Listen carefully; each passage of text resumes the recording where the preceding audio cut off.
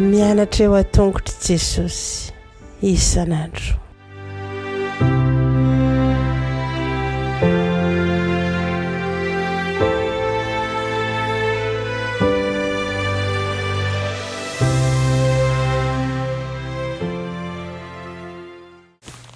Miarabantsika tsirairay avy indray tonga eto amin'ny fandraisana lesona ho an'ny lehibe isika amin'ity alahady ity fifaliana an-trano koa ny amandraintsika isa-tokantrano amin'izao fotoana manokana izao ny rariana dia tombo fahalalan'Andriamanitra ny isika.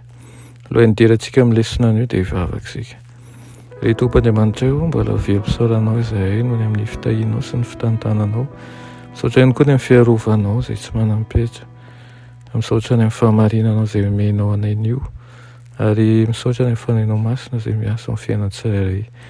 Eto indray izay andray ny toromarika avy aminao ka mety izy ianao hiaraka aminay ary hamoaka zava-tsoa ho an'ny tsirairay avy. Aminaran'i Jesosy, amen. Ho teny lesona antsika androany dia manao hoe teny fikasana ny amin'ny fiverenany. Ny andro fantatra ny fiavian'i Jesosy ireo mpanavao fivavahana protestanta sy ireo mpivahiny ny ala tany Holandy ho any amin'ny tontolo vaovao. Ho azy ireo ny fiavian'i Kristy fandroany dia toe-javatra mahafaly izay naindraindran'izy ireo fantatra. Ny andron'ny fiavian'i Kristy amin'ny mahafanantenan'ny fiangonana i John Wycliffe. Naneho ny hevitr'ireo mpanavao fivavahana rehetra i Calvin raha nilaza ny amin'ny fiavian'i Kristy be voninahitra hoe tranga mahafinaritra indrindra izany hoy izy. Natao arabaina am-pifaliana ny fiavian'i Kristy fandroany ho an'ireo olon'Andriamanitra matoky, na lahy na vavy, fa tsy zavatra atahorana. Mora ny mahatakatra ny antony izay nahatonga ny finoana ny fiavian'i Kristy fandroany ho mitondra fanantenana sy fifaliana toy izany ho an'ireo kristiana mino ny Baiboly. Manambara izany fa tapitra hatreo ny aretina, tapitra hatreo ny fijaliana, tapitra hatreo ihany koa ny fahafatesana. Foana ny fahantrany, foana ny tsirariny sy ny fampahoriana rehetra. Mampanantena fiafaran'ny adilahy sy ny fifandirana ary ny tolona izany. Manambara mialohan'ny esian'ny tontolo feno fiadanana sy fahasambarana ary fiarahamonina maharitra feno firalahiana amin'ny Kristy sy ireo voavonjy mandritra ny taona rehetra mandrakizay izany. Ny fiavian'ny tomponao no fanantenana nandritra ny taonjato rehetra ho an'ireo tena mpanaraka azy marina. Ny teny fikasana nataon'ny mpamonjy raha niainga teo amin'ny tendrombohitra Oliva izy, fa ho avy indray izy dia nanazava ny ho avin'ny mpianany, maneho ny fony mameno ny fony tamin'ny fifaliana sy ny fanantenana izay tsy netiritra ny fahoriana na vasoka ny fitsapana.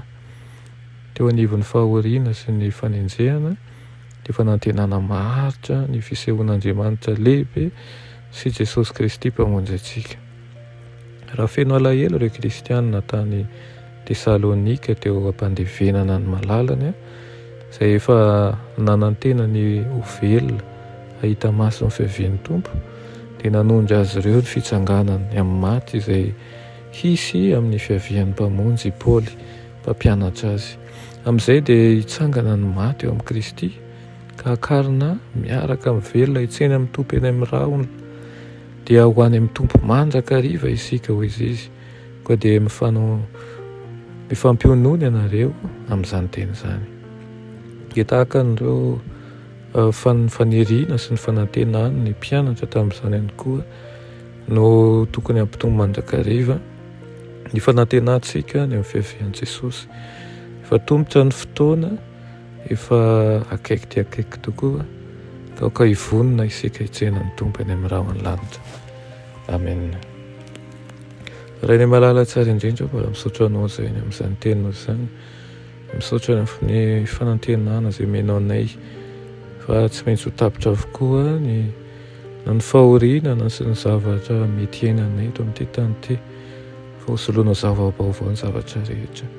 Dia ny fiarahana aminao any amin'ny lapanao ka ifampiarahaba-tonga soa tokoa izay ao an-tranonao. Anaran'i Jesosy, amen.